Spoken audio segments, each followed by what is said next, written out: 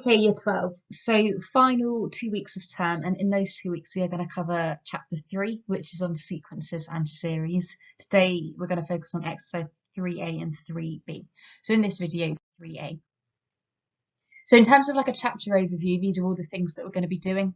So we're going to be looking at summing, arithmetic sequence, arithmetic series. We're going to be looking at geometric series, using some new notation, and then having a look at recurrence relations. So to start with, quick recap, nice and straightforward. Here we have got some sequences and there is some notation you need to know. So this +3 in sequence 1 is the common difference, and we represent that with the letter D. And this is a arithmetic sequence. It's arithmetic because it's got the same difference between terms. Second type of sequence has got a common ratio. So rather than adding, you're multiplying by the same factor each time. And this is called a geometric sequence. And a final type of sequence is a Fibonacci sequence. And a Fibonacci sequence follows a recurrence relation, and that means that each term is generated using previous terms. So we'll look at those later on. Today we're mainly going to be focusing on arithmetic sequences and arithmetic series. So in terms of like notation that you need to know this first of all, that U of n is how we would write the nth term. So U of 3 would be the third term. N just refers to the position of the term in the sequence. So in this particular sequence here, n would be 3 because 8 is the third term in the sequence.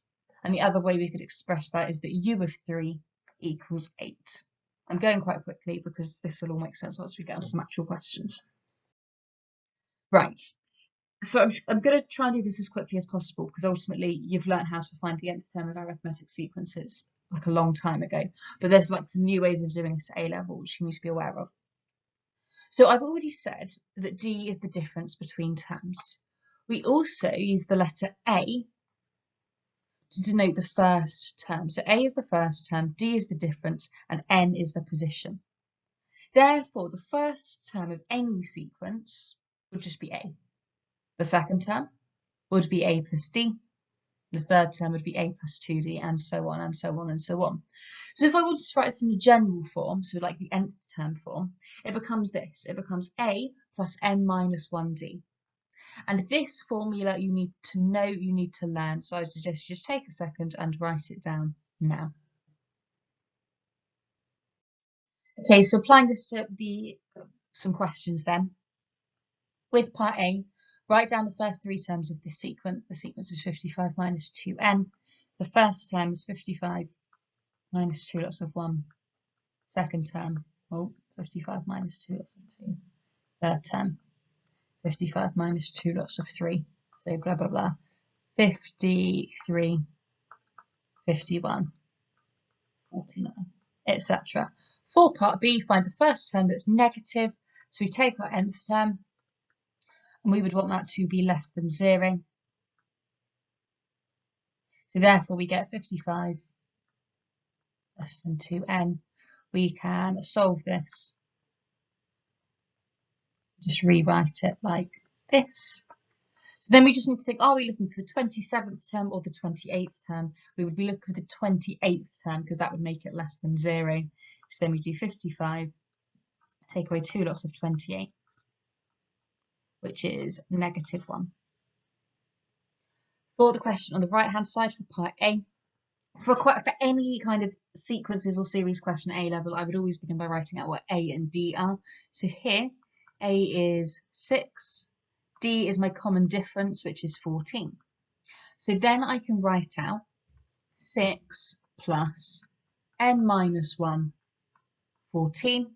When we're simplifying this, we just expand out the brackets. We get 6 plus 14n minus 14, which therefore simplifies to 14n minus 8, or minus 8n, minus 8 plus 14n. For part B, A is 101, D is -7, just watch out for that there. So then we can write out 101 plus n minus 1 lots of -7. Again, expanding out this bracket, we get 101 minus 7n plus 7, which therefore simplifies to 108 minus 7n. And that's it. Okay, so potentially some slightly harder questions. And here it just makes sense for us to write out my formula again. So u of n equals a plus n minus 1 b. So blah, blah, blah. We are told that u of 3 equals 5. Okay, so therefore I know that 5 equals a plus n would be 3. So 3 minus 1 is 2, so 2d. I also know that u of 8 equals 20, so 20 equals a plus then 8 minus 1 is 7, so 7d, and then we can solve these equations simultaneously. So subtracting gives 15, 5d, so d equals 3. And once we know that, we can substitute in, so 5 equals a plus 6, so therefore a equals negative 1. On the right-hand side, what are values of x with the expression negative 8, x squared, and 17x form the first three terms of an arithmetic sequence? So an arithmetic sequence is one where they've got a constant common difference. So therefore, we know that the difference between the first two terms, which would be minus 8 minus x squared, would be equal to the difference in between the second two terms, i.e. x squared minus 17x. Now after that we've got a quadratic equation, so let's make it equal to 0. So we add x squared, we add 8. Now that I would just probably factorise using I would just use my calculator for. It does factorise, but can't be bothered right now. So when you put that into your calculator, 2, negative 17 and 8, we get these two values. We get either x equals 8 or we get x equals 1/2. Just showing you that factorisation, then it would be x minus 8, 2x minus 1 equals 0. And so these are the two values of x, which it would form an arithmetic sequence.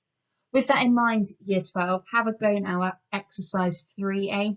If you want to skip some of the easy ones near the beginning, that's absolutely fine. We'll have a work on exercise 3a and then come back for the second video, which will be on exercise 3b.